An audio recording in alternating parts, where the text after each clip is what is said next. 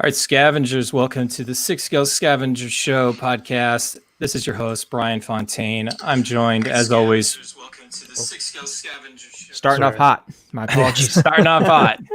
A little rusty. I need to get out of the house. That's all right. So let's start that over again. So welcome, Scavengers. You're here for episode 44 of the Six Scale Scavengers podcast. I'm your host, Bryan Fontaine, joined as always with my good friends, Chris Letty and TC. Guys, we've got a really fun show for everybody. We already got tons of people out in the live chat on YouTube and Facebook. And we've said it once, we'll say it again. It's one of the really cool things about doing this show is, number one, I get to hang out with, two of my friends here, talk collecting, but then, the show within the show, having all the other scavengers being able to chat live, interact with us as the hosts, and just chat back and forth with each other. We do this once every 2 weeks on Wednesdays. We've been now moving the time slot to 9 Eastern time, 9 p.m. Eastern time. And, we still have a huge audience that downloads these in audio format. So, this multimedia platform, Chris, it's, 44 episodes in, we're still dealing with little technical difficulties here and there. Thanks, TC. But, we just roll with it. I mean, it's no big deal. In the old days, I would have edited the heck out of this, but I don't know if I'll leave that in or not for the audio portion, but I think I will. It's just to show that we're not necessarily professionals by any means. Yep, we're real people making real mistakes. Baby steps, progression. Yeah, I mean, 44 episodes in, we only got nowhere to go but up here at this point. So, gosh, guys, a lot of stuff going on in the collecting world. It does seem like Hot Toys is kind of managing to get some product out, which I think surprised us. There was a couple that we're going to discuss, figures that have been released in Hong Kong. I know last time out we talked about Director Krennic with our good buddy Cletus, the Hebrew Hammer. It was a really fun show with episode 43. Go back and listen to that if you haven't yet. So we're going to talk about Hulkbuster getting dropped, the Hulkbuster accessory pack. We've got the War Machine Punisher. We've got Chris. We've got a Harley Quinn to talk about. We're going to talk about a collection update. Our topic this time out, and something near and dear to my heart because I buy and sell figures multiple different times, but dealing with that seller's remorse. And I've got a real current example that I'm really kind of dealing with personally. So I will be able to talk about that. And then finally, you can kind of see it here on the screen. We're going to do a little bit of a retro review, and we're going to talk about Jyn Erso Deluxe, one of the really standout figures, guys, from the Rogue One line. One of 16 figures or MMS sets that they put out, one of the more robust lines in the Star Wars section of figures. And just spoiler, this is like one of my favorite figures in the collection. I did sell it once and I did get it back, and I'm certainly glad that I did. It's the story of your collecting journey. You have no idea. Once isn't that bad. Yeah. Yeah, once. Well, a couple figures I now have gotten back for the third time. I have serious issues. I do. I'll admit it. So, all right, before we go completely off the rails here, guys, Chris, I know you are a pretty popular guy. You're well sought after on multiple different other podcasts. But now, all kidding aside, I know you had a recent appearance with Stuart on Generation Skywalker. Really fantastic new show. Some of the guys, Chris, that were part of Vintage Rebellion. Mm-hmm. Yep. And fantastic. Chris, I don't want to put words in your mouth, but just any highlights of that conversation you had with Stuart?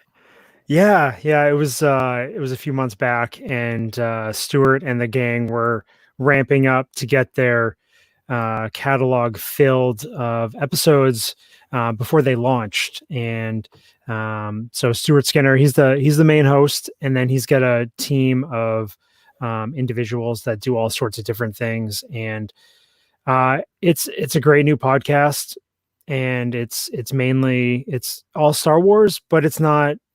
They hit on all different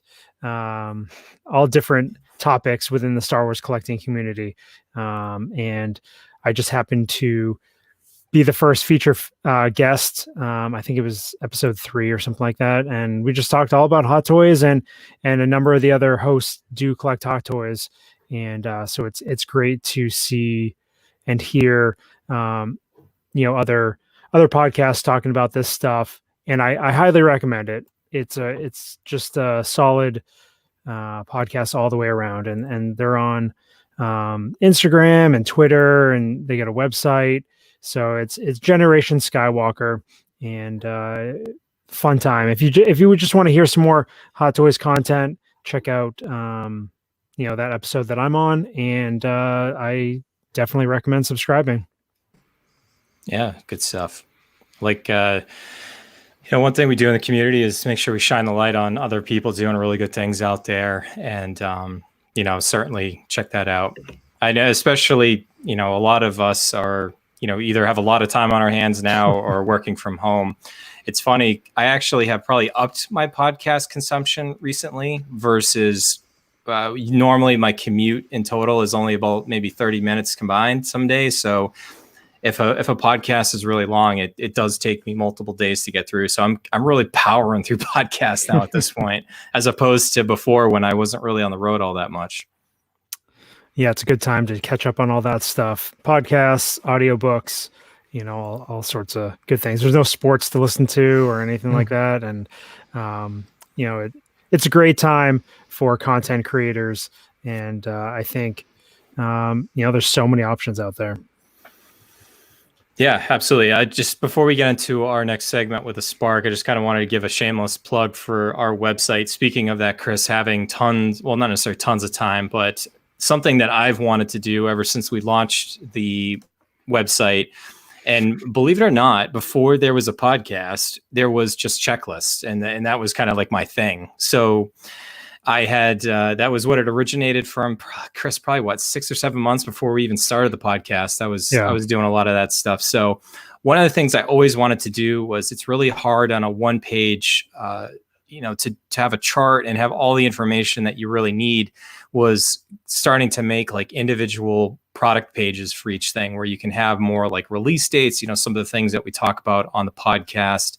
When was it released? When could you pre-order it? What was the original cost, market price, and then links for like current stuff. So I think I'm up to 55 figures, Chris, TC. Yeah, I think that was a round number. It's kind of an obsession thing, but for me, it's kind of therapeutic and fun. And we've been debating as a team recently on how far we should go back. I think there's like between DC, Marvel, and Star Wars, there's like, I think 460 figures currently at this point.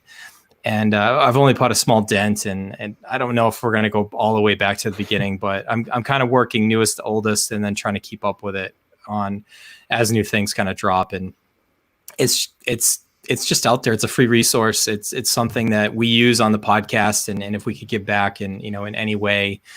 So certainly check that out, sixscalescavengers.com. You check the 6-scale checklists, and more towards the top of the list versus the bottom, you'll see some of those examples. And if you are following our public Facebook page, we've been also sharing the links there too, if you want to see an example. So anyways, just wanted to get that out of the way while you gave me a pretty decent segue to talk about that. So guys, let's talk about the spark that has kind of got us going in fandom right now, things that we're kind of really interested in. Let's start with TC. He's got a really interesting one. Okay. All right. First.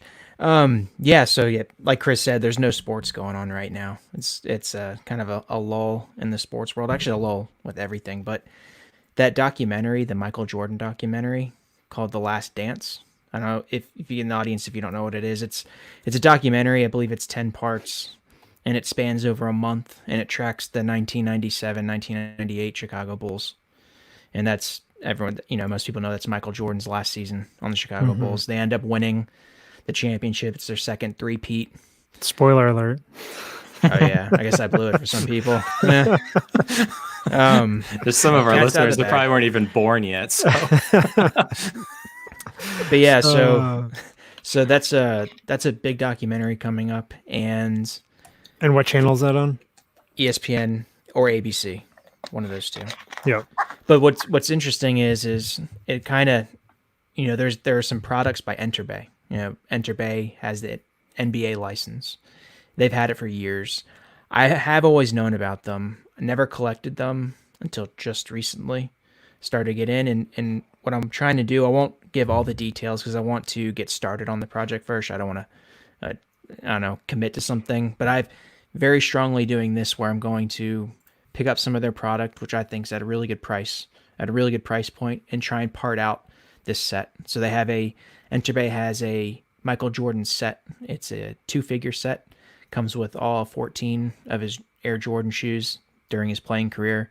Comes with multiple basketballs, multiple outfits, obviously multiple head sculpts. So there's a lot in that set. So I'm trying to part out one of them to help offset the cost of another one and then do it twice. So that's kind of how I'm going to try and, I guess, kind of leverage the series to help my collecting, I guess, funds.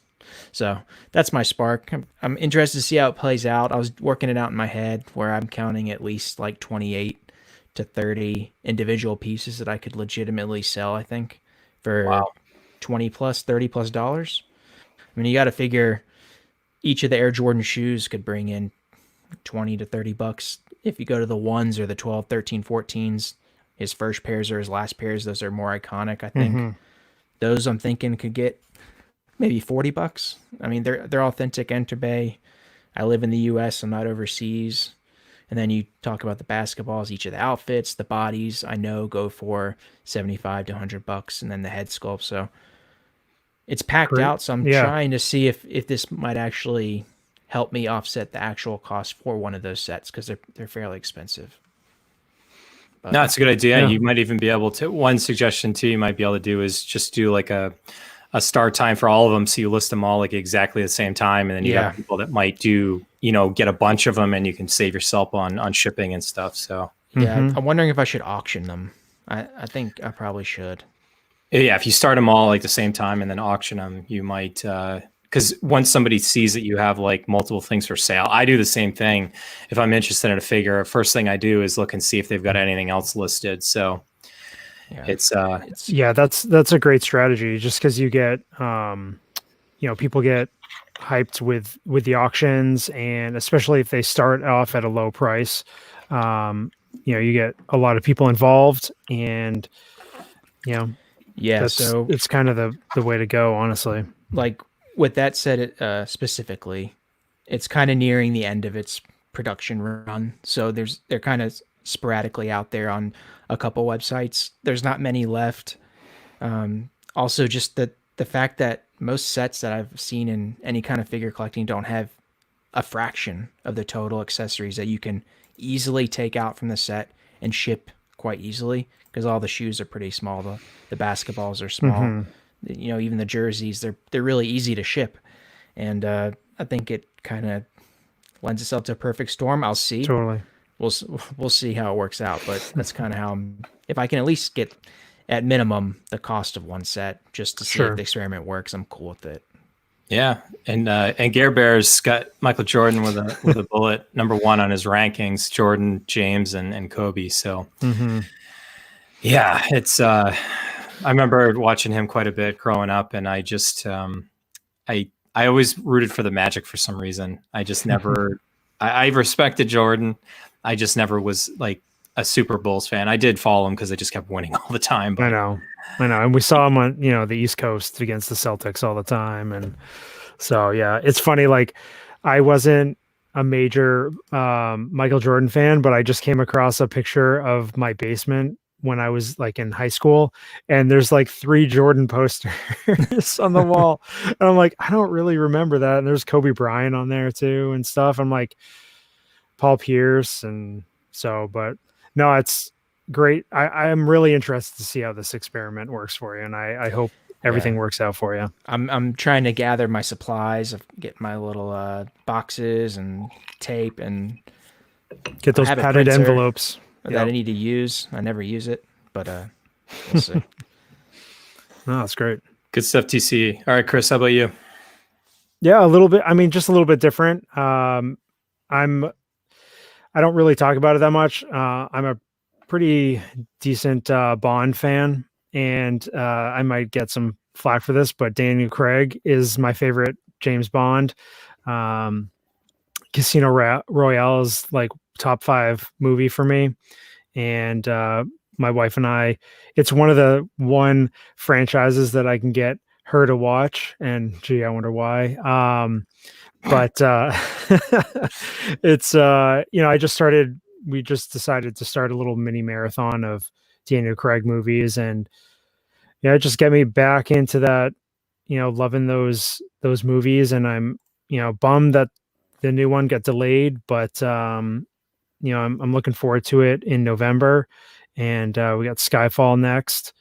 And I just the time of that movie came out, and the way they completely changed the way Bond was portrayed on film. Just really love it. And I don't really like collect any Bond stuff. I don't really have that urge with the James Bond series, but I don't know. It would be cool to have a 6 scale Bond. I would like to have, other characters and that sort of thing as well. But yeah, Bond right now is just kind of hitting those, recent nostalgia feels. Yeah, I knew we were friends for a reason. I like Casino Royale is one of my favorite Bond movies too. That's great. All right, so my spark's a little bit different, and I just want to give a quick shout out. I finally, guys, I was able to finish Daredevil season 3 on Netflix. It took me and my wife forever to go through them, and not just because it wasn't good. It was just finding the time that we both wanted to watch it. And man, season 3 gets pretty dark, but shout out to our buddy Sean of Disney and Marvel and Star Wars. And we've been talking to him recently, and I'm hopeful that we might see some more of Charlie Cox as Daredevil, because he just was Daredevil to a T. I mean, it's a shame that there's only one hot toy figure out there, and it's kind of it seems like it's all right, but I would really probably might be blasphemous to say this, but I actually kind of liked just the black homemade suit better than the red one. But anyways, so just there. And recently, guys, and I sound like not necessarily eat crow here, but talking about the sequel trilogy, and I've kind of was ready to just write it off entirely, but talking about listening to some podcasts. So kudos to some other non-collecting podcasts out there, but solely focused on Star Wars. Star Wars 7x7, Alan Voivod actually is a local New Hampshire resident as well. Chris and I have actually gone to Star Wars night at the New Hampshire Fisher Cats and met him in person before. He's a really cool guy.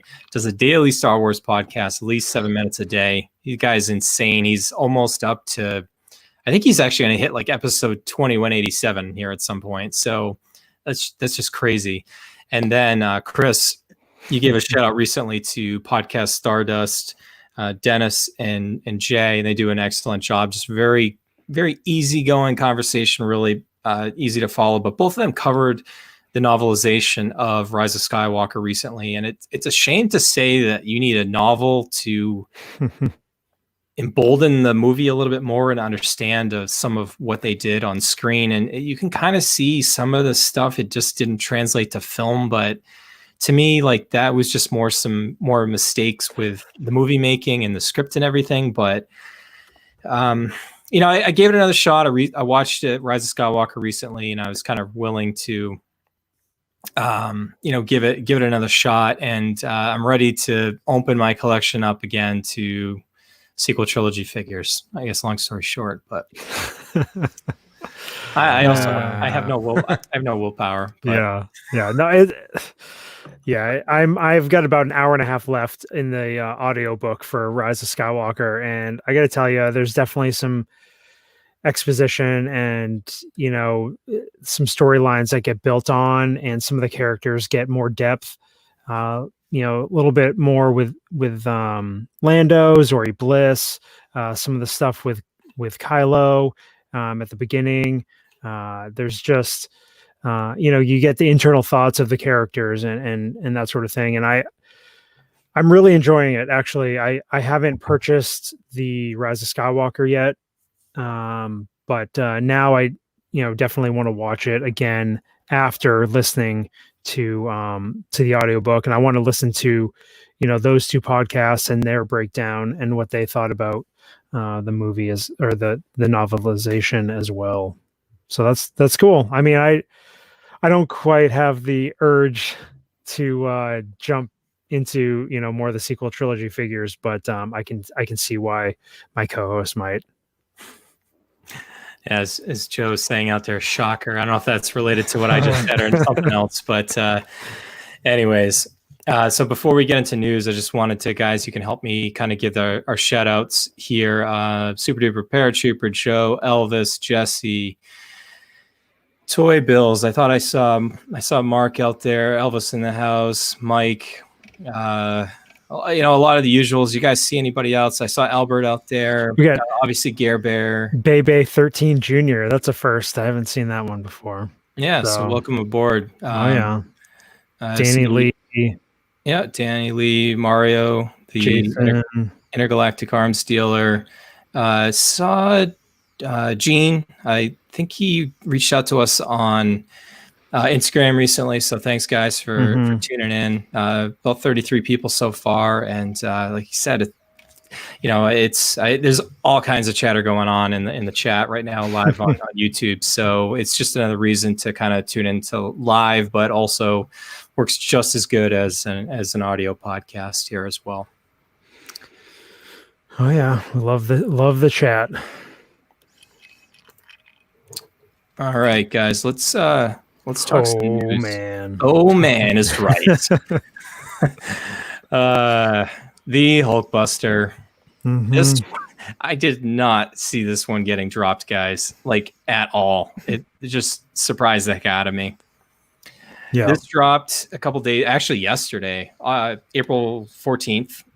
So this was a little bit of a surprise. Originally, it seemed like it wasn't that long ago, Chris, but it was actually October 19th, 2018 is when they first teased this. The deluxe version, which is the the reissue of the original, but has the extra accessories, and the price obviously was increased TC to $1,150. Not a small chunk of change.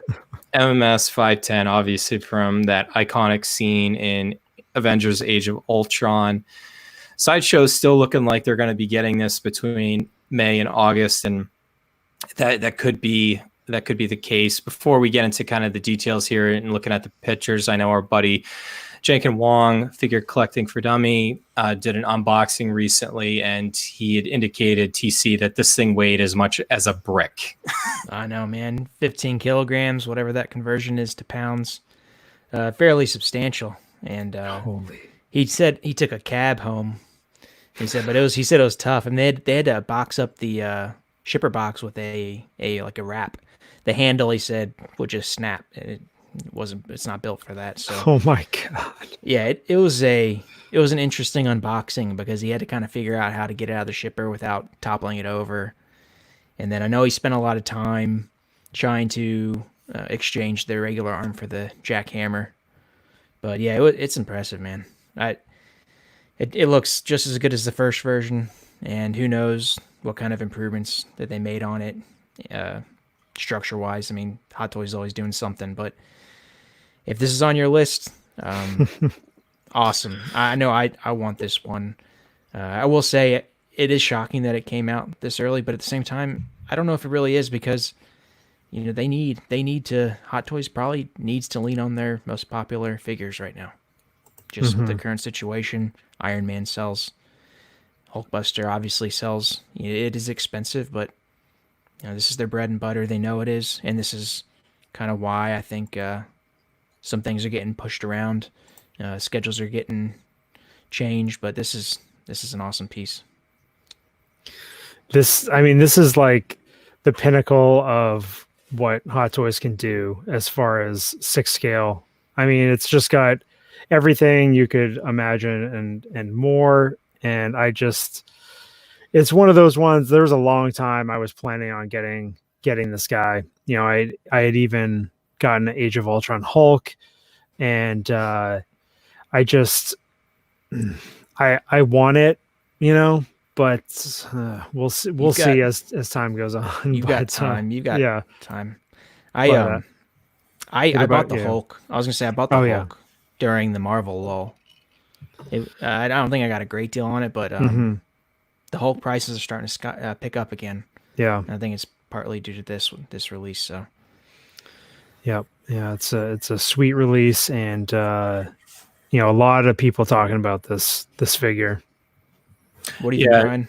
yeah, Chris, you mentioned it. It's a lot of the people that already had the original did say the same thing. It's basically the pinnacle of what a figure can be, a high end collectible that's also, you can articulate it.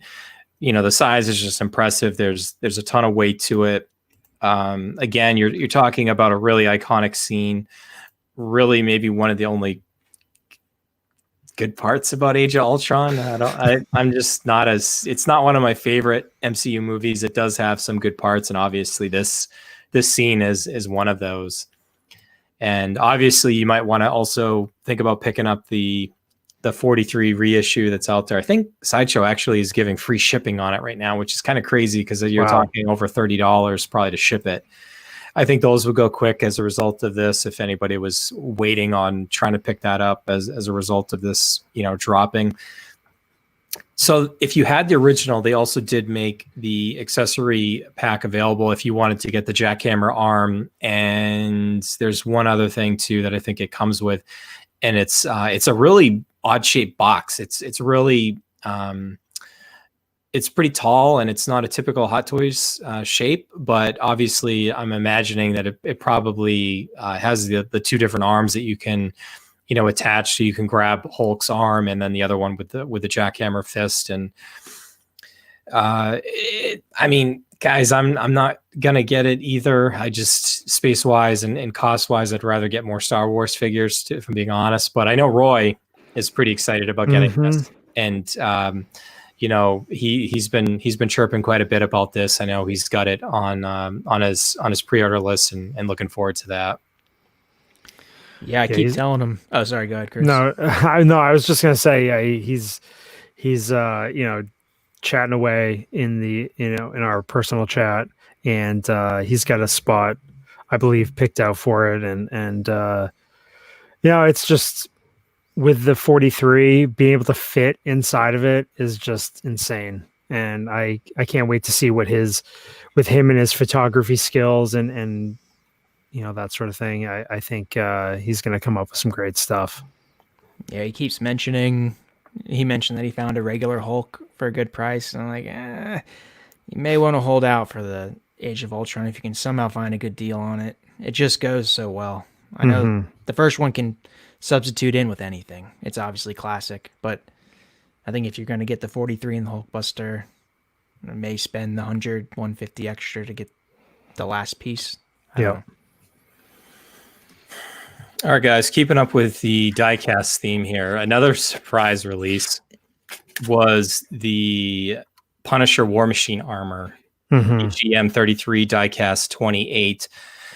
From a video game, Chris. I know we talked about this. Gosh, believe it or not, Chris, this thing was January 18th, 2019. Like, I feel like they just announced this. I don't know. If it's just like because the last 2 months have felt like 20 years, but that being said, so this is from the video game Marvel Future Fight. I don't know if it's a iOS app or whatnot. I don't play it. I'm not hip like that. $392 the retail on that, released on April 7th, and the Sideshow estimate is between April and July at this point, so we should get this pretty soon.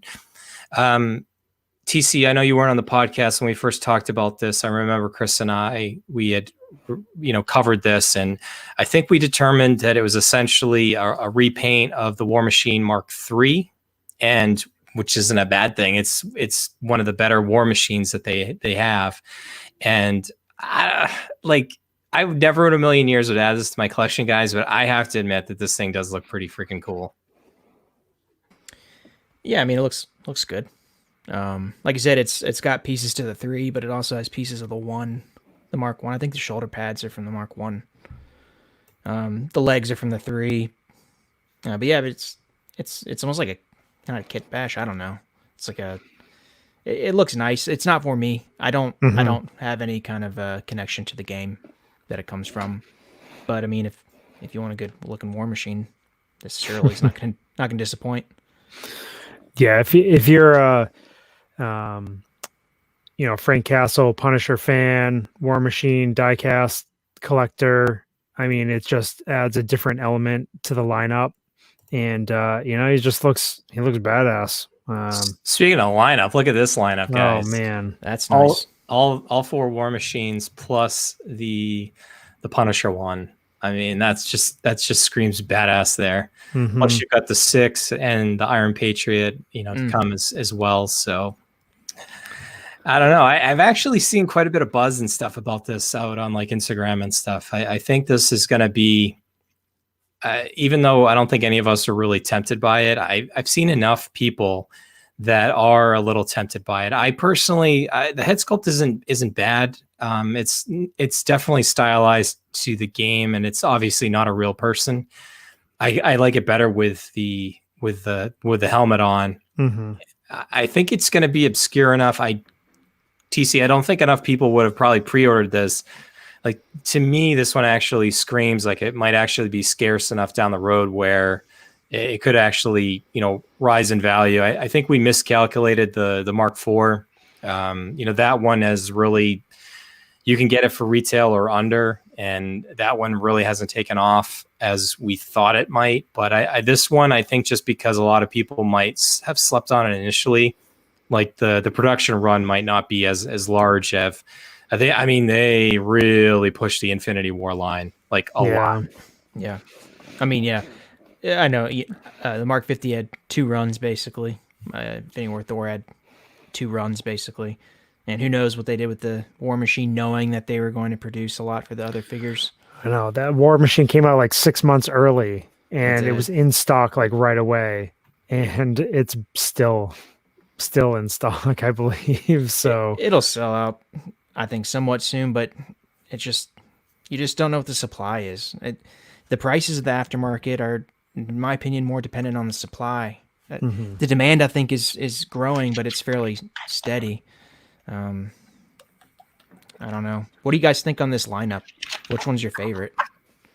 The 1 through 4 plus this video game version. Having owned 4 of them, it's a tough call. For me, it's still between the 1 and the 3. The 1 was a little bit more iconic just because of being in Iron Man 2. And actually, speaking of not being a huge fan of Age of Ultron, I feel like I'm one of the few that actually likes Iron Man 2. But the 3 is just the engineering on that stuff is so cool. I mean, TC, you've coined the phrase before too. Somebody at Hot Toys really loves War Machine. They do them well. They put them out early when they can. I know they do. It is really amazing.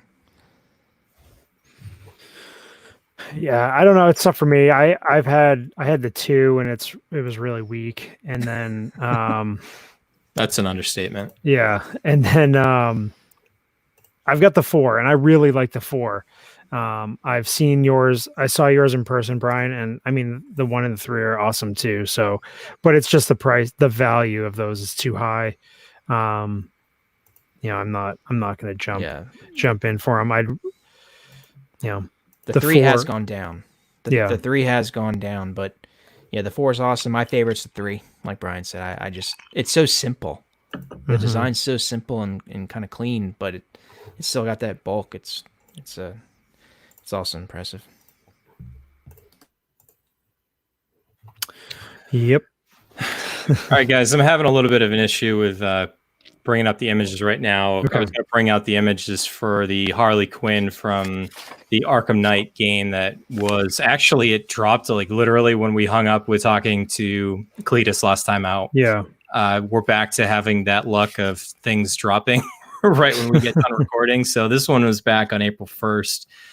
VGM 41, speaking of that video game line we were just talking about, they're really pushing this Arkham Knight line at this point. DC fans are the Gare Bear's pulling those levers over there and making sure that they're getting some releases. I haven't seen too many people that super keen about it, but the people that are fans of the Arkham Knight game are super pumped that this figure is getting out there. Yeah, I mean, like Allison was talking about it, and she's a big Arkham Knights fan, and she loves it. She loves the design, thinks it's spot on. I don't really even know the reference material, honestly. I mean, it looks, it's Harley Quinn. I think as far as the figure goes, I think it looks like it's executed well. The tailoring, the sculpting, the accessories, all that stuff looks cool.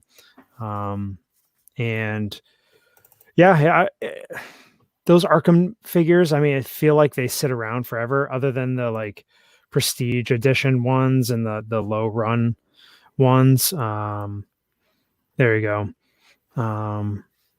But I don't know. I think it looks like a cool figure. Me being into the Harley Quinn stuff, I don't know. I'm still on the fence with this one. I think it's going to be, see what happens when it releases, and if the reviews are good and stuff, and I might add it, but I'm not going to pre-order this one. You sound really, really enthused about this one. No, I don't know. Sorry, well, it's all because of you and Gare Bear that we even covered DC to begin with here. So I know. Well, the other guys are just always making fun of me wanting everything Harley Quinn, and I mean they're not wrong, but I'm more of a Margot Robbie Harley Quinn fan. I'm not totally obsessed with the character or anything. It's just her portrayal of of the character. I think I don't know. What do you guys think? These accessories, the mallet and that Jack in the Box thing and the paint, is that what it is? Yeah paint. But the Jack in the Box is really cool. I think I like these releases because I like it when Hot Toys kind of expands out other than straight movie masterpiece series stuff, because it brings in other collectors, and I think that's good for the hobby. I think when you bring in and reach out to other collecting bases, it only strengthens the market and then the community. So yeah, and I think it's good. We're talking about 2 video game figures in a row here. Like, let's see some more Star Wars video game figures from Fallen Order, Battlefront, even some of these other games. I think the possibilities are there. I mean, people might not be too crazy about video game figures coming out before like we get Empire Strikes Back or Return of the Jedi figures and stuff like that, but you just never know what's gonna what might bring people in to collecting Hot Toys. Yeah, for sure. Guys, let's just run down a couple of the other news items here. We've seen tons of things posted in our collecting group and all over the place. Delays for days, guys. Just tons and tons of delays. It was to be expected. They're all over the place. I think all of us, the 3 of us on the host panel here, I think we all got a few of them. It was to be expected.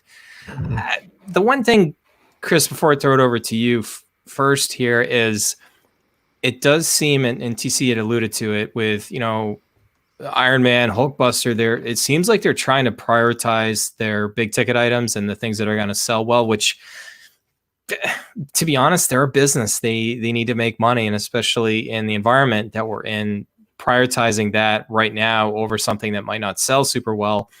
Can't say I blame them, but it does seem like the Mandalorian figures and these Iron Man figures are kind of leapfrogging stuff. All the endgame stuff got pushed back to the fall. A lot of the Star Wars figures that we thought we might get soon were pushed back. All the ones that were released around the same time as Krennic. The people that, the most upsetting one to me was Qui-Gon and Commander Cody, but to be expected. And I mean, I'm not going to cry over it. It is what it is. It gives me more time to save up and spend any budget dollars I had allocated now onto other things. But, I mean, I don't know. It was like the worst kept secret that we were going to have here, Chris. Yeah, the rumors and just the feeling of everything going on and how Hot Toys was going to come out of this and what direction they were going to take and I mean it, like you said, it makes sense. Go with the heavy hitters, get those out, get those on the market, get the cash flowing in, and bump up all the Mando figures. We've got at least the first release has been bumped up a few months, and I think it makes sense for them because we know that Hot Toys is, they don't really coordinate their releases perfectly with a lot of stuff that they're connected to, shows and movies and that sort of thing. But it would make a lot of sense for them to get most of the Mando line from season 1 released before season 2 of The Mandalorian drops on Disney Plus, because they're going to want those figures in stock while that season's going on, and then they can just release more figures for the next season. And then yeah, it's a bummer because like I was looking forward to, I mean, Gamora, how many times are you gonna delay Gamora? It's just gonna be like Joker. a Joker. It's like, But yeah, I mean, it's just like, so Gamora, Nebula, Hawkeye, Black Widow, Cap. I mean, everything's been pushed back to Q4 timeframe. Some of them even into Q1 of next year. Whatever. I mean, I'm gonna keep most of my pre-orders because they're all figures I really want, and I know that they're gonna come, and I don't even have a place to display them yet. So for me, like, it's just that feeling of wanting to have it as soon as possible, but I'm just going to have to just work on my patience. That's all. it was shocking because like we all knew the delays were going to come, right? But then they dropped Krennic, and then they dropped the War Machine, and then they gave out a couple of delay emails, and then Hulkbuster comes. But based on all the delays, like Nebula, that was kind of shocking to me that she went out almost a year. Yeah. But then Black Widow's delayed till late summer. Cody, I think late summer, maybe a little bit later, but you can tell. And then I think you guys said Mando, you alluded to Mando's being bumped up. You can tell what they're doing. The Wasp and Ant-Man pushed way back. Man, I know. But I don't think that anyone's ordering those figures. To me, that tells me that, because if they were, they would get them out. Yeah. And the other thing is too, like, all these big movies are getting pushed back to the fall and winter. So, I mean, it might work out to Hot Toys' benefit to have all these Marvel figures releasing right around the time that Falcon Winter Soldier comes out, Black Widow, WandaVision, some of these Marvel properties, and then Eternals, and having that stuff in stock or releasing right around that time is more advantageous for them. Why is Gamora? Brian's favorite saying there. Arrow with coining one of my favorite lines from MCU. Yeah. So, and then I mean, as far as, and we might not be done with seeing delays, but we also might not be done with seeing figures being bumped up. And so just it's like I just said, budgeting becomes very important. Yes. We talk about it all the time. If you budgeted for something to come out this month or next month and it's pushed back, do as I say, not as I do, and just put that money aside, spend it when that figure comes out, and then you won't be hurting. And just we'll be just be patient. Don't do what stupid things that I do. And then I mean, we've got we know the figures are selling because stuff's hitting waitlist. TC, what are we for a while? TC, what do we got for waitlist stuff? Yeah, we got the Darth Vader. So the Darth Vader, actually the collector edition, not the exclusive, hit the waitlist like a month or two ago. Now the exclusive is waitlisted. So you can still find the quarter scale figure at other retailers. You can find it on eBay, obviously. Even some of the sellers that tend to buy figures and kind of stash them after for sale after Sideshow sells out, they have them for good prices. But it's products moving there, and you might want to if you can, you might want to jump on that one a little bit sooner than later, because I have a feeling, this time 2021, that one might be, quite expensive. Mm-hmm. As a quarter scale, the only Darth Vader in quarter scale by Hot Toys, and probably the only one they're going to make in quarter scale for a long while. So it's worth considering. Yeah, and then I think just today, I forget who it was in the group, mentioned that Count Dooku. I think it was Ryan. It might have been Ryan Kelly. I can't remember. But Count Dooku just went waitlist. Great figure. I mean, there's no complaints from that. The Last Jedi Rey. I mean, man, she hung out forever. Yeah, forever. And there's deals on her. I mean, I was tempted several times. So she's finally waitlisted, and then R2D2 Deluxe, and also Black Panther. So, and then Boba's Bounty saying Darth Maul. Yep. I mean, the stuff is, we're talking Sideshow.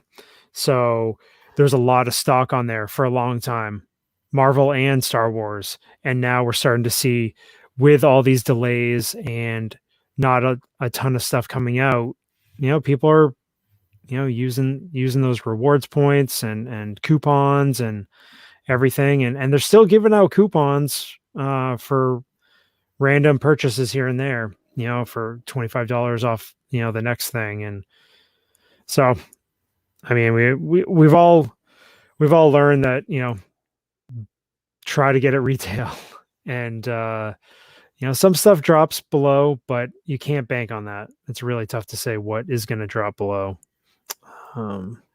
Yeah.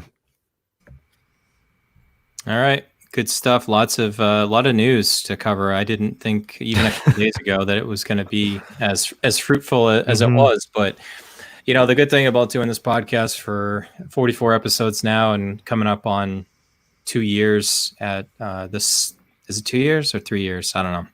Probably 2 years. 2 years. I'm not good at the maths. And, we've seen the lean times. We've seen the really heavy times. It's just, as a hot toy collector, you just gotta hope for the best, see what comes out there, and go from there. All right, guys, let's shift gears and let's talk collecting update. For some reason, guys, this is one of our more popular segments. People that I think, I don't know if I'm like a caricature of myself at this point or what. I know I certainly have no willpower, and I keep saying that I'm not going to have any updates, but I keep having updates. And I think I might need to, maybe I need like a hot toy psychiatrist or something. You're not wrong. Yeah.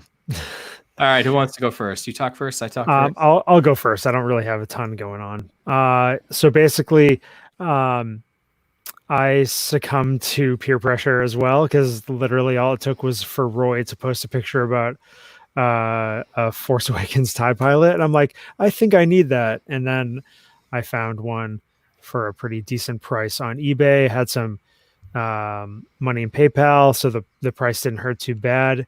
And then I hear Mila got one for like $50 less than I did. And then I saw one go on Mercari for $70. And I'm like, what the heck? So, but anyway, that figure came in, took a couple pics of it and stuff. It's the mobility on it, or the articulation, isn't the greatest, but it's a cool looking figure. And even though I don't really have any other TFA stuff, it's going to kind of squeak into the, I know, blasphemy, but it's going to squeak into the OT stuff unless something drastically happens down the road. But I think it's a cool figure for the price, and it looks close enough to OT TIE pilot, which you can only get in Sideshow, kind of stand in. And then a few weeks back, I had pre-ordered IG-11, the Incinerator Trooper, and 2 Death Troopers on BBTS. And so I kind of wanted to lock those in. I don't know. We'll see how BBTS, Big Bad Toy Store, they get their stuff, a month to 2 months after Sideshow does, because they source everything through Sideshow, I believe. And so you do have to wait longer, but their shipping costs are, $4 a piece. And so that can help, overall cost. And then just one last thing, surprise, surprise, I bought more prints, and they are all Ahsoka themed. Our good buddy Mark Pearson had he had given me a heads up on the specific artist. Him and I had been talking about some of the images, and we finally figured out who the artist was, and we both actually got in contact with him. His name's, I'm gonna probably butcher the pronunciation, but it's Sabi Menihai. And he has a website, menihai.com. It's MENYHEI. And so he's based out of Hungary, and Mark and I contacted him last weekend, and we both received our prints by Friday, and we're like, Wow. what the heck? And the prints are amazing. I don't have any pictures with me. Mark had gotten them framed, and they're on the group, and it's Ahsoka versus Vader in a really dramatic pose, and then Ahsoka holding the child, which is a really cool image. And then also from Clone Wars, Ahsoka with Jabba the Hutt's kid, Stinky, Rod of the Hutt. She's bringing her and Anakin are bringing him to Jabba's palace. So just some really cool stuff. I mean, this guy he doesn't do just Star Wars, but he's got some Mandalorian artwork, and he does all sorts of stuff. So I mean, I definitely recommend checking out his prints. The quality and the size of the prints kind of blew Mark and I away. We were just we didn't know what we were getting, honestly. And then the prints show up, and they're like 20 by 27 prints on this really high quality paper. And he's got them like signed with holograms matching certificates of authenticity. And we're just like, oh my God, this is like way more than we expected. But no, I think, and then I have to be done with prints, because I have so many that I have to buy frames for, and I don't think I have any more wall space. It gets really get them matted. Yeah, put behind museum glass. Yeah, it was like $300 a print. And you think Hot Toys are expensive? Yeah. So no, it's just a couple things that, here and there. But yeah. How about you, TC? What do you got going on? Couple things. First one was a deal that Bryan and I had completed. Well, 80% complete about a month and a half ago. Kind of right when everything went up in flames with the current situation. So I said, hold on to it. It was he sold his Mark 46 to me. So really appreciative of the deal. And he ended up sending me that last week. And I had it quarantined in my garage for probably 3 days. By the time I got to it, it was everything should have been good to go. So now it's on my display case. And then I also got Scottie Pippen Enter Bay figure. So on Big Bad Toy Store, they had this one. They had one left. And Scottie Pippen, there are two versions. So they released an original set, or I guess an original figure back in, I think, 2015. Comes with two head sculpts. They're kind of the same. And one's a little more serious. One's kind of more straight-faced. But then they did like a reissue. So the original set came with a red jersey and then also a white jersey set, which is the jersey and the shorts. But the reissue came with the black jerseys for the home instead of the white, and then also the red jersey. And then they also upgraded one of the sculpts to like a smirking sculpt.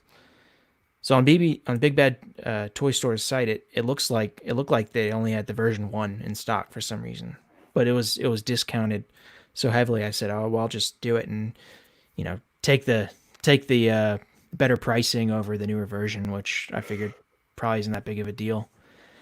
I got the package. I opened up the figure, and I saw the little smiling sculpt, and it didn't register that I'd gotten the second version. So I paid what I thought was for the first version, got the second version, and it's a great set. I don't have it with me; it's over there, but really really high quality. I know Cletus was on our last episode. He's repeatedly said Enterbay figures are better than Hot Toys. I can't quite go there, but they're close. The bodies they use are, you can tell they're kind of like a custom body. Just they need that body to kind of put the tattoos on, so they have to make it custom. You can tell that each body's a little bit different in terms of the height. They don't just use standard true type bodies. So that's definitely an advantage there. But I noticed with my Pippin that the shoulder joints, they were so tight. I had to literally say to myself when I was trying to kind of twist the arm, like, I'm either going to have to send this back to Big Bad Toy Store, or it's going to work. I thought it was going to snap off, but it worked out fine. And now I'm just going to leave it in one pose, but I can't quite give them the edge to Hot Toys. The head sculpt's not quite as good, but it's about 85 to 90% Hot Toys. It's really good.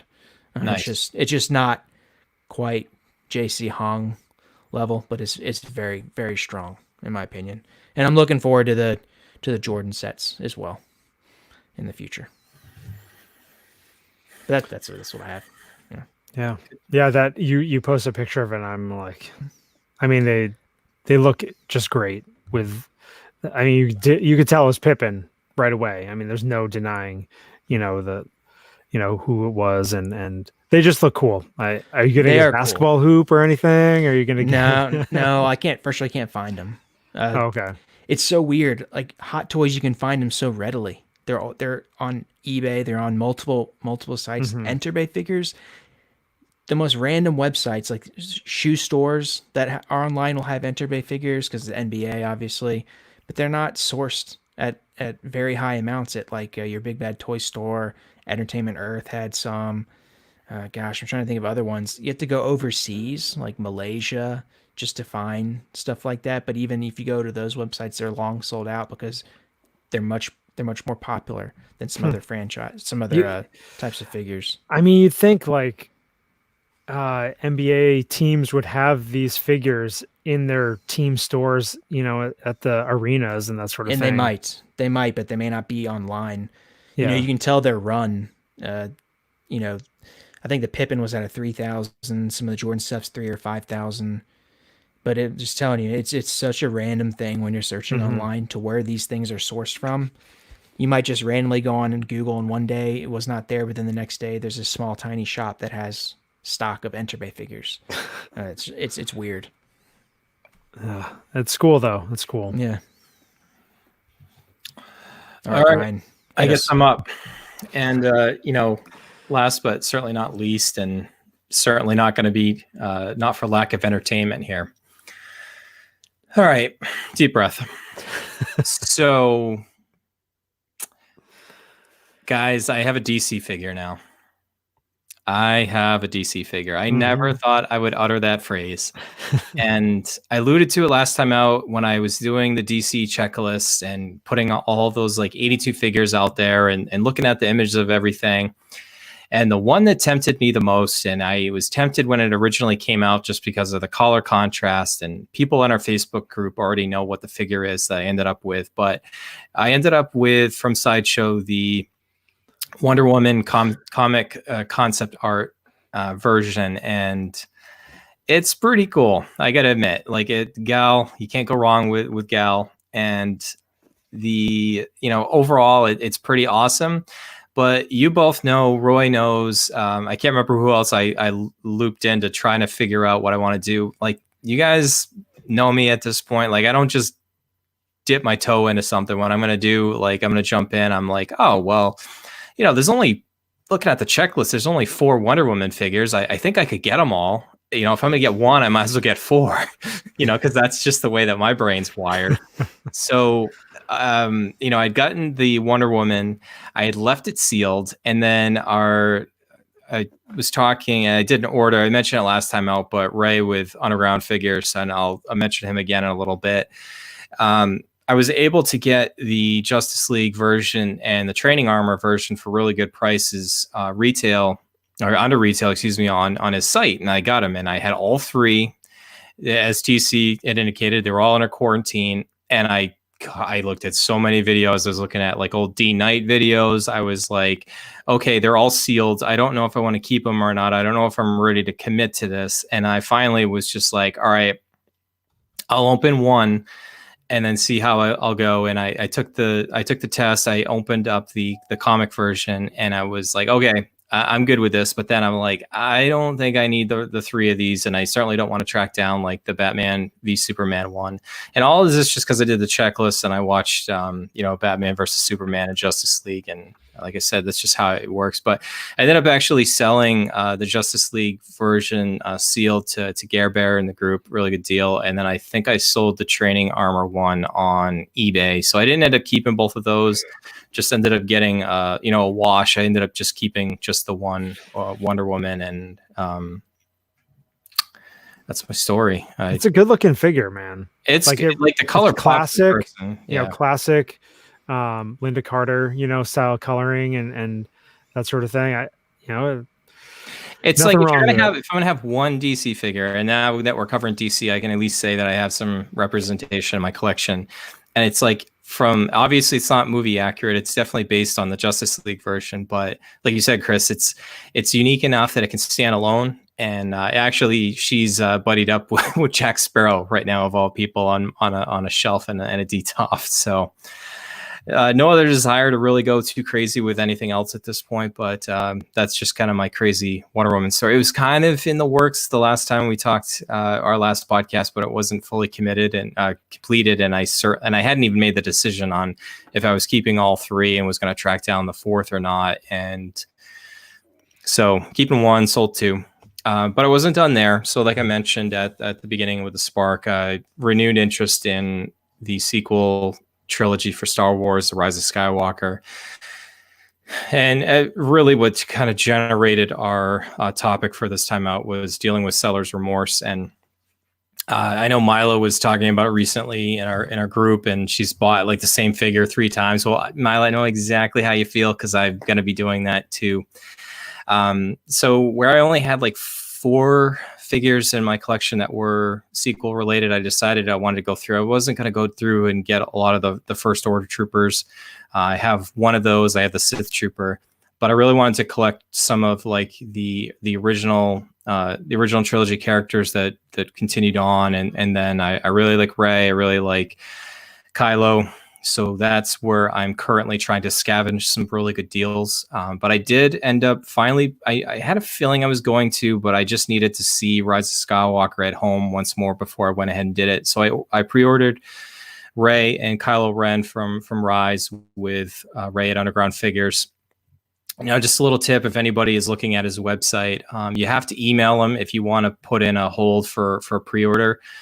There's no NRD, but if you abuse the system, he will start having to charge you that. But otherwise, if you try to order on the website, you actually end up having to pay in full up front. So I did that. And then I also, while I was there, ordered the TFA Finn and The Last Jedi Luke Deluxe while I was there. Those just came today, minty fresh, double boxed. Even had TC we were talking about earlier, the old school with like the packing peanuts in there. Well delivered from Rhode Island. And then finally, my brother in the Force, Mark P. We did a deal, and I picked up his Resistance Rey. So that was my second time owning Rey, second time owning Finn, and third time owning the Last Jedi Luke. But man, I certainly wish I just would have hung on to those original figures and not having sold them, initially. So I think I sold my Resistance Rey to Mila a couple months ago, but I really have no desire to really sell anything. I just really wish I hadn't sold them in the first place, because it wouldn't have been as painful to try to re-scavenge them and find those deals. Justin's asking what the seller is. It's undergroundfigures.net, Justin. And Ray is really prompt, and if you email him, he's pretty quick to get back. And being from New England, it's certainly certainly cool to help support a local business. Well, not really necessarily local, but local to New England, especially in the environment we're in. It's a good way to, good way to do that. So currently waiting for some other stuff to come in. If it comes in before the next podcast, I'll talk about it. And my white whale right now, guys, and we'll use this as a segue to talk about having the regrets about selling. But right now, I cannot find a Last Jedi Kylo Ren for the life of me. And the aftermarket prices are just insane. And it's sat forever, guys. That's how they all did. All these Star Wars figures sat. I know. But then I don't know what prompted it. I'm thinking, I have a theory. I'm thinking Star Wars was at a point so low that a lot of the Star Wars fans, true Star Wars fans, went to Marvel, MCU. Then once MCU ended, they're going back to their roots, just like you. I'm sick of the Star Wars. No, I know. They're going from MCU back to Star Wars. Yeah. And I think that, and then the collecting market value showing it. That's my theory. Yeah, it's definitely, even just looking at our own like website traffic, guys, there's Star Wars is more heavily searched right now than Marvel. And not that our website is a barometer for what collectors are doing, but it's almost like a 2-to-1 ratio at this point. And in the height of Infinity War and Endgame, it was complete opposite of that.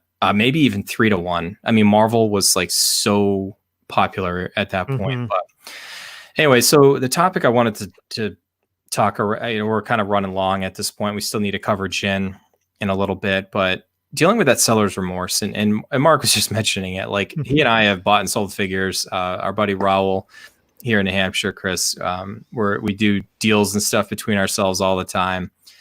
And even recently, I saw in our group with Gare Bear, I don't know if he's still hanging out live with us or not, but he was having some regrets about selling some Superman figures and then trying to reacquire them. And it's funny, funny, maybe poor choice of words, but like you never know. It's perfectly okay to like come back and get something again. I mean, we talked about it last time out with Cletus. Sometimes like you situationally might need to sell your collection or part of your collection, and it doesn't preclude you from coming back and reacquiring them. And in my case, I'm just a nutcase and I can't make up my mind.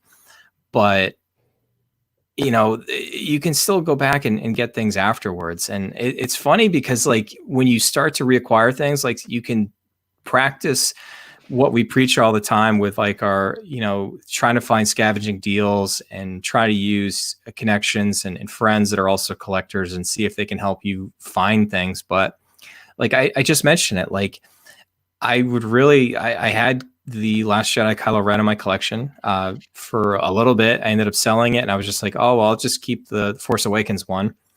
And I sold that, and now like I'm like, okay, well, I kind of like how Kylo Ren ended up in sequels. I want to have the 3 figures that he has. Like I can't pay like double retail for that figure. I mean, it's great, but is it that great? Like, so I've got like a ton of remorse here. And I know I feel bad because the person I sold it to is actually listening live to the show, and he's offered it back to me multiple times. And I can't do that to him because that's just not how that's not how I'm going to treat a friend.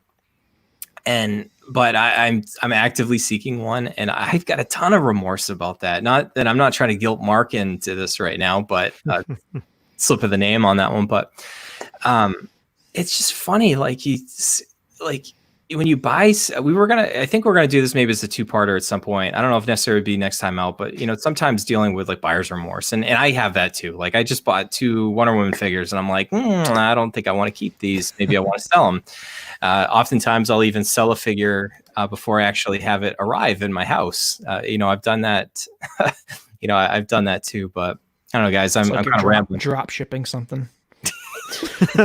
Temporarily stopping at the Fontaine household. Yeah. Actually, I mean, I haven't. I've been doing the Star Wars figures since like October or something like that, and maybe a little bit sooner than that, but or earlier than that, but. That's the one figure that I regret selling was the Last Jedi Kylo Ren, because I bought it locally at a shop about 20 minutes north of me for $180. And it had just, I think it had just sold out, or I can't remember, but this is only a couple months ago. And I did a quick flip. Somebody was looking for one on OSR BST, and I ended up selling it for, it was like 235, or no, 240 shipped. And then I think they were on the East Coast, so it wasn't that much shipping, but like, yeah, it was a quick flip and I made some money on it. But man, if I held on to it, I could have either sold it to my co-host, whichever way I have to point. Or if he had acquired one, I could have made some more money on it. I mean, it's not really, not always trying to max out. And even at the time, the guy that I sold it to, he was like, wow, that's a really fair price, and stuff. And I'm just like, I made money on it, but I haven't sold any other Star Wars figures. And I actually, out of all the Marvel figures I sold, I don't really have any seller's remorse at this point.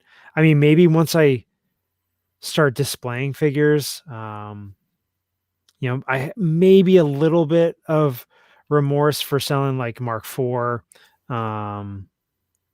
Mark VI. No, I'm just kidding. I'm just kidding. It's a great figure. Yeah, it's a great figure, but I have more.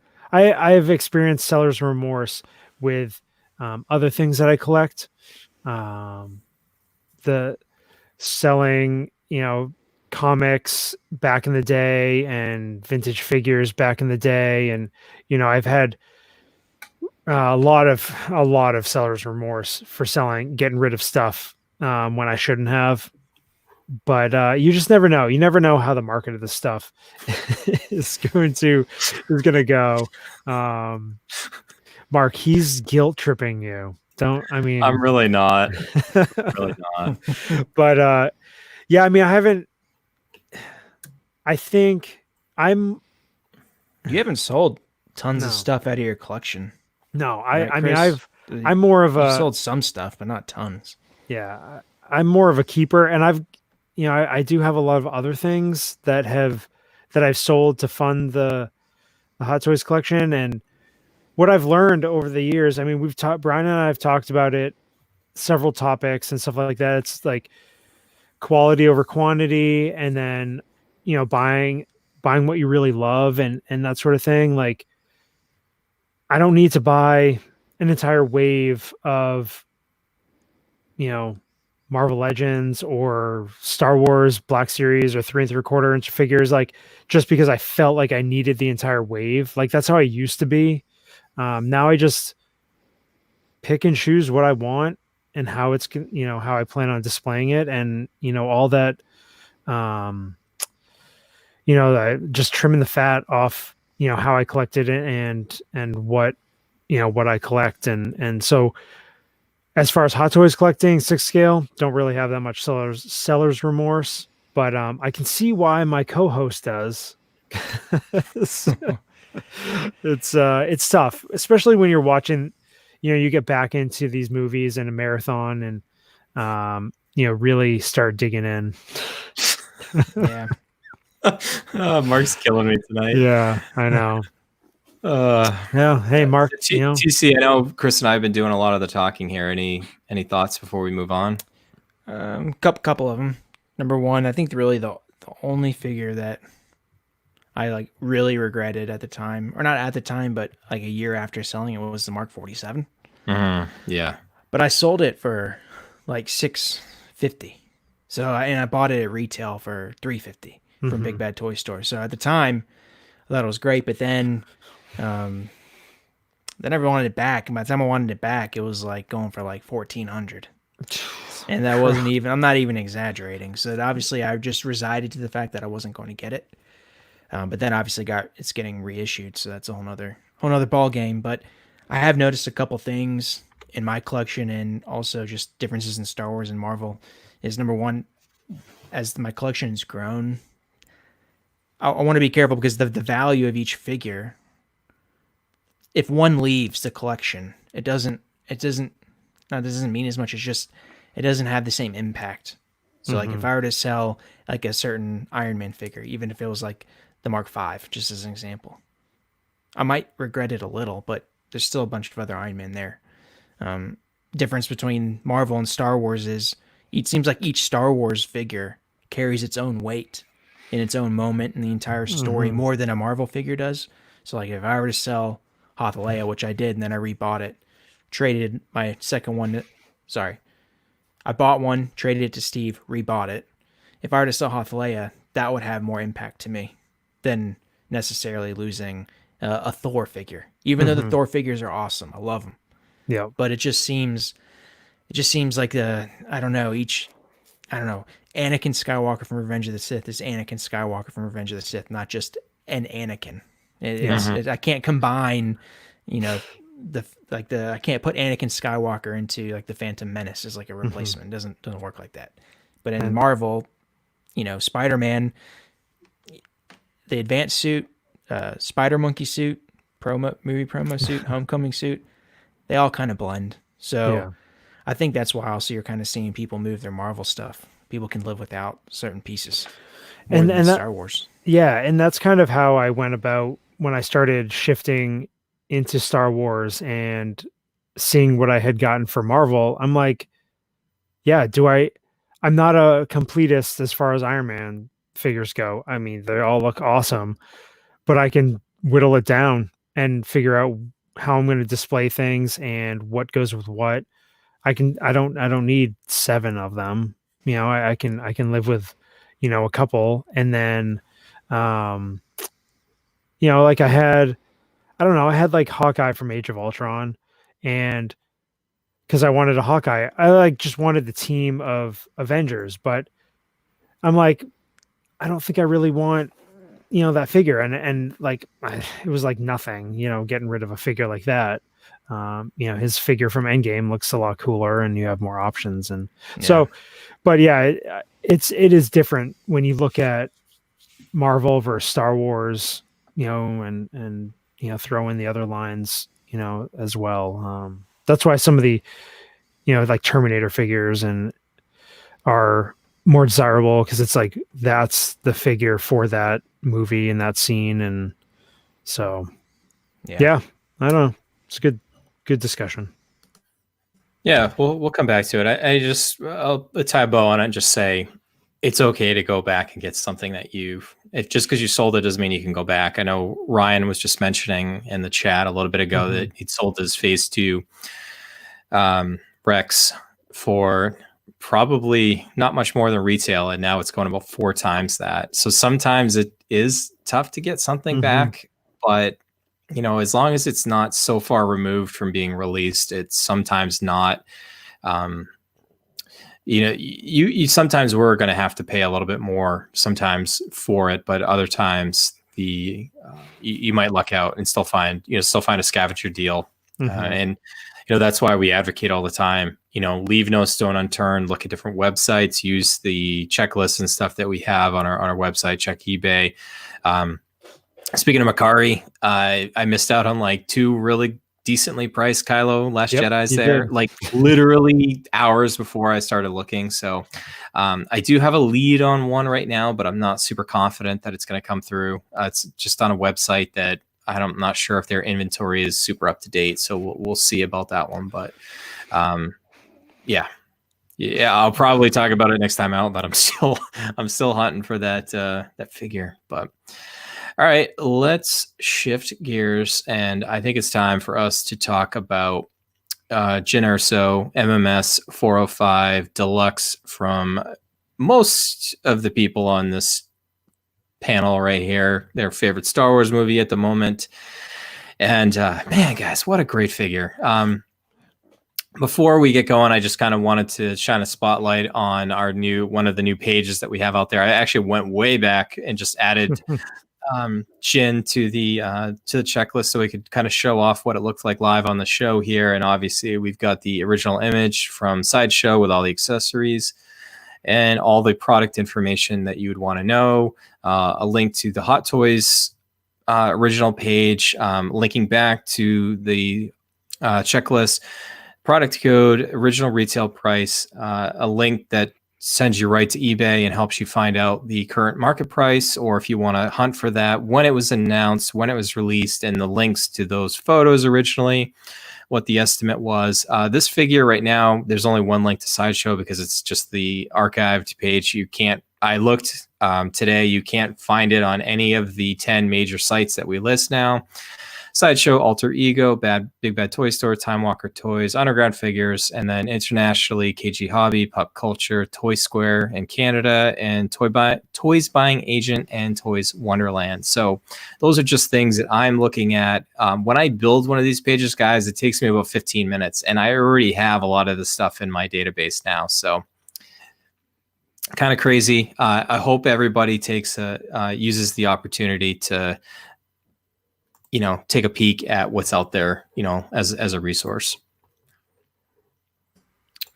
It's a great one. Lots of stuff to go through. Bryan put in a lot of work in it. It is really good. It's very easy to use, so you should definitely check it out.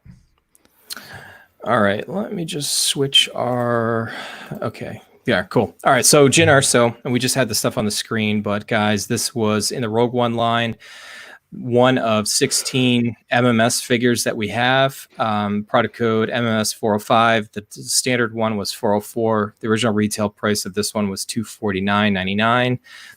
Based on some research I did earlier, this might be a little bit on the lower end because there was some recent ones that sold that were a little bit less. But right now, the going rate for this is about $377, and most of the ones I've seen even more recently is in like the $450 range. So we're talking like $200 over retail at this point. Originally went up for pre-order before the movie released December 8th and was released in Hong Kong August 24th, 2017. All right, Chris, lead us off. Man.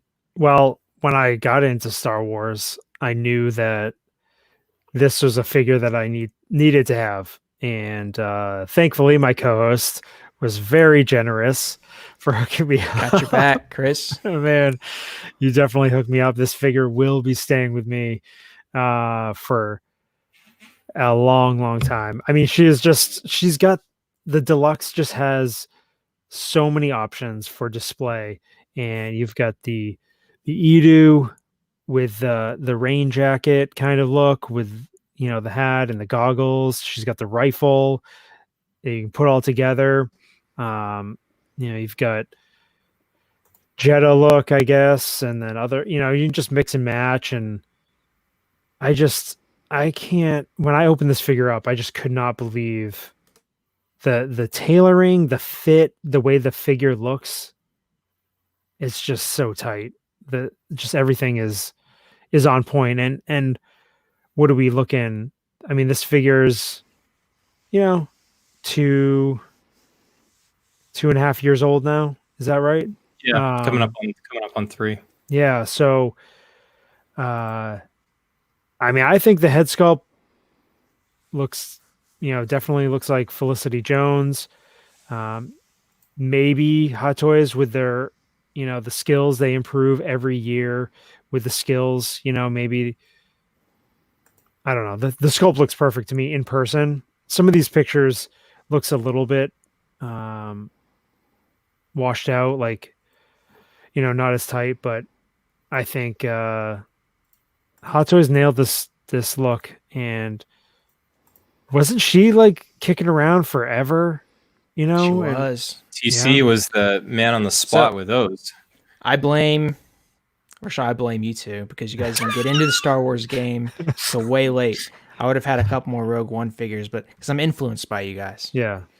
So I got rid of a couple. But anyway, long story short, like before you guys got into collecting Star Wars super heavily, because at one point you were both pretty much all Marvel. Mm-hmm. I went on Pop Culture. This is about like a year ago. Jyn Erso, 175 on Pop Culture. Jyn Erso Deluxe, like 190. Jyn Erso Disguise, like 200. Those are the prices of them. I only have the regular Jyn Erso right now Sold one to Chris for pretty much what I bought it for, and I think I sold one to actually Cletus, but I think he actually doesn't have it anymore. But that's where they are now. But you could get this figure for cheap for a long time. Now you can't find it anywhere for under $375. Yeah. It's crazy.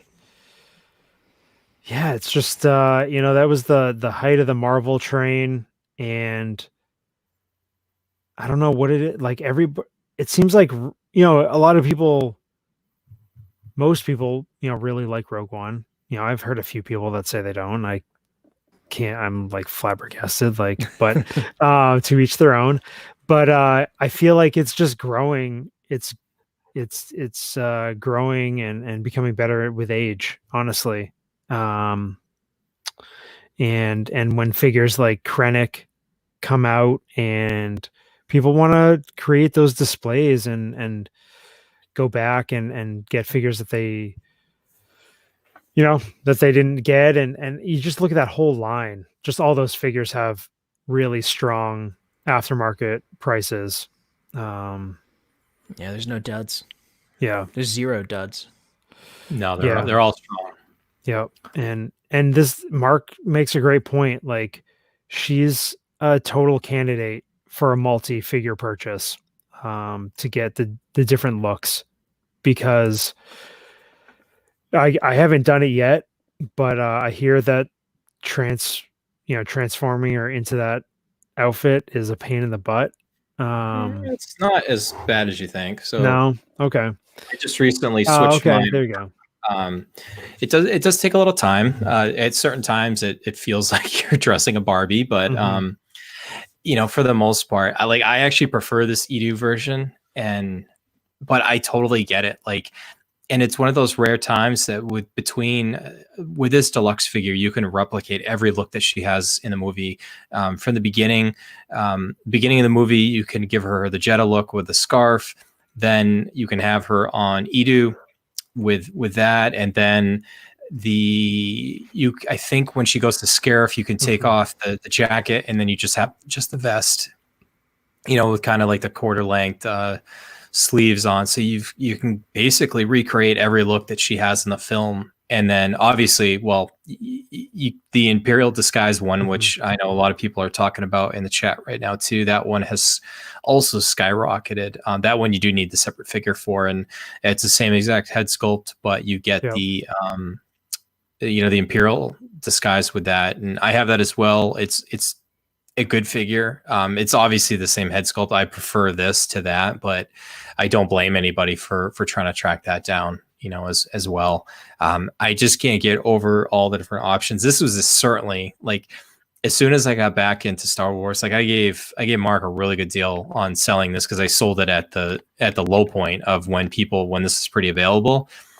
And I think, gosh, it was maybe Peter in our group. I think I'd made a swap for a Spider-Man in this. And both of them were, at the time, it was actually a pretty comparable trade, and I would still do that every single time. I can't say enough good things about this. I like having the option to kind of switch her up. It does take some time, but yeah, I completely agree. If I could somehow swing a second one of these, I would do it, but it's impossible. I would not pay, the price that you need to be able to do that. So, yeah. I mean, you've got the Jetta look right now, minus the scarf. And I mean, the holster, holds the gun perfectly. It's got, she's got hooks on the belt. She's got the Death Star plans. Yep. That's how I display her with the plans. Yeah, I mean, you've got the plans, you've got the E11 Stormtrooper blaster, what I have. People were mentioning that her pistol actually converts into a sniper rifle. You've got all the Edu gear. It's just incredible what you get. So originally for $249.99, Chris is showing off the deluxe gear there. I would still, we're not going to talk about the standard per se, but obviously the Edu gear is great. I would easily still pay probably top dollar even for the 404, the standard version of this. This might sound blasphemous, guys, but this is one of those rare times when something's going for crazy high over retail, and I actually think it's kind of worth it. I mean, obviously you want to scavenge a better deal if you can, but The way that I'm going to rate this thing, I think it's pretty clear. Like this, if you're a Star Wars fan, if you're a Rogue One fan, like this is a must-have in your collection. So, I mean, this is this and K2. Yeah. I mean, I mean, this one. I mean, Jyn Erso, the movie. It's like she's the main character essentially, even though it's a team, and stuff. She's a. I agree with Bryan. She's must the female have. lead. Yeah. Like the only time that there's a true female lead in Star Wars. Yep. Got to have this figure. If you have one figure from the line, I think this is over K2. If you had one. But. Yeah. She's a great representation of the movie, and just with the options and everything, like Bryan said, I mean, this figure is worth it, and I so glad to have it in the collection. And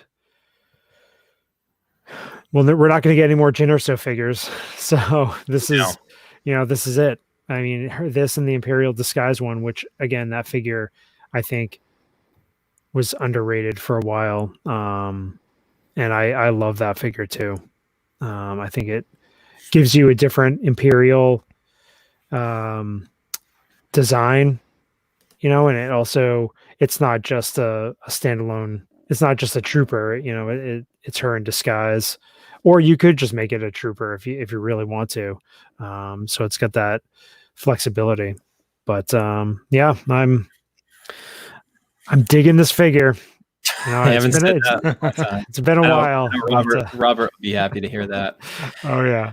All right, guys, let's rate this thing on the number of quadnoculars that this Interesting. is. We didn't even mention the quadnoculars, the baton, the breathing mask.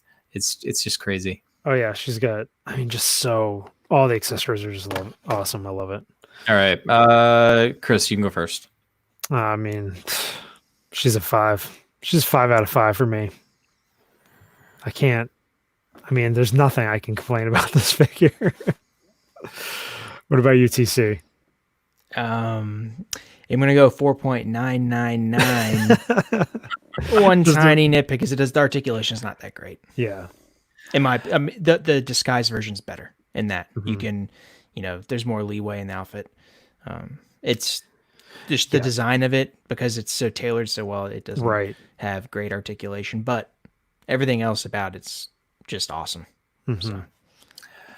I'm going to give it 5 as well, but with some caveats. And TC mentioned what I was going to is the boots. There's no articulation. It's definitely their style, and then it's almost near impossible to have her bending her knees in any way, just because of the way that they had to tailor the pants on it. So I'm going 5 stars as well. It's a must-have.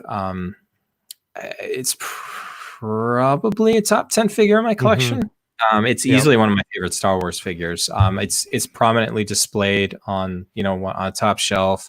Love Rogue One. I've got all the figures in the line. Not all 16, because some of them are, obviously I'm not going to have the standard version if there's a deluxe available, and I don't have the TK Stormtrooper separate of the 2-pack. I have the 2-pack. So when you start to nitpick like that, I'm about as complete on the line as you can. And then now I need to get Krennic. So I'm eagerly waiting for that pre-order to come in. But yeah, I know we're kind of glowingly gush about Jyn here, but hopefully we're not going to send Scavengers on a spending spree, and everyone's going to be looking for this on eBay. And I don't know, like if it starts to get to 5, then that's when I'm not so sure if she's worth it. But it's like it's gonna, the short trooper is insanely high. I don't know if this will ever get to that point, but it's just the thing is like the scarcity of these. That's why it's Video Pirate was just joking a little bit ago that every time something comes out and he passes on it and regrets it later, we're not advocating that you buy everything, because some of those are going to be clunkers. But on the other hand, we mention it often, Chris. We've done since day one, and certainly since TC's been on board, is if you're inclined in any way to get a figure, if you need to wait for budget reasons, then yeah, it's perfectly okay. But don't just wait just because you think you can get it later or a better deal. Hot Toys, and we talk about it all the time. We talked about it with Cletus last time out. It's very rare that you're going to see things even post issue that are under retail. It's usually the mass produced figures. Maybe they weren't as strong or as well received. You're not going to, scavenger deals are hard to come by. So if you're thinking about it, just go for it. Yep. She's definitely, not thinking too hard on it, but she's definitely a top 10 figure in my collection, what I've got. And who knows, maybe Sideshow will all of a sudden find a batch of them and she'll pop up on pre-order for a night or something. But yeah, it's must have. All right, guys, that brings us to the end of the show. We'll do our plugs really quickly. So we've got our website, sixscalescavengers.com, that we highlighted in the show here. We've got those checklists that we hope everybody can utilize and hopefully people find useful. There's a lot of blood, sweat, and tears that have gone into that, but it's something that we do because we love it and we know that it's a useful part. People as collectors and we give back to the community as much as we can. Obviously, if you're watching live on YouTube, you know about our channel, but if you're on the podcast feed, certainly we love having people hang out with us when we record these live. And you can see that obviously we have a lot of interaction, with fellow scavengers, and scavengers can interact with each other as well. We've got our TeePublic store, 6 Scavengers. We have our Facebook page. We're on Instagram, on Twitter. Chris, we're trying to use Instagram a little bit more. I think I did my first Instagram story ever today. I bungled it pretty badly, but technology and me just don't mix. We're on Apple Podcasts, Google Play, YouTube, Spotify, Stitcher, and 6scalescavengers.libsyn.com. If you want to grab that RSS feed and throw it into your podcast catcher of choice. Oh yeah, all kinds of ways to find our content. Check it all out. And then also, so you guys have seen a little bit of change going on here. Still check out what used to be Scavengers Assemble is now Group Therapy. Steve and the gang still record every other Friday night. I think they have a special recording this Friday night. And that show is on the Rogue One 6th YouTube channel. And Matt and PJ also have Rogue One 6. I think they dropped an episode recently. And then they also do a watch along Shelter in Space kind of thing. So that's on the Facebook group, and then they stream it to YouTube as well. So definitely check out those guys and everything, and they get all kinds of good content. Yeah, for sure. And also check out Collecting Weekly, another big group, another great podcast. They've got a whole suite of shows, and I think they're going to have a guest on their show in the next few weeks. So stay tuned for that. Yeah, they might be one of the panelists. Probably me will be on shortly. So definitely check out what those guys have going on. Awesome, guys. All right, so full disclosure here. It's an understatement to say, Chris, that you have bungled the sign off like at least for 3 shows in a row. Like TC and I are like so disappointed in you. It's not even funny. We had a little intervention with you before we even hit record tonight. We think that we've got you back on track. I'm going to give you your job back here. I want to see if you can do it. Chris, sign us off, my friend. Excelsior.